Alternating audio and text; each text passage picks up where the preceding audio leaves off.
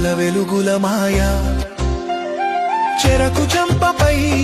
తీపి నవ్వులు, కన్నె పిల్లల కోలాటాలు, కొత్త బట్టల్లో మురిసే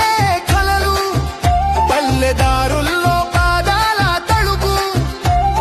భక్తి హరిదాసుల కథలు, ప్రతి అడుగు వెలిగించే వెలుగు.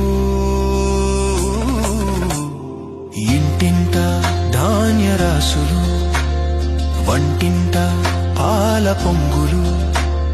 కొత్త అల్లుళ్ళ ఊసులు, కోడి పందేలాటలు,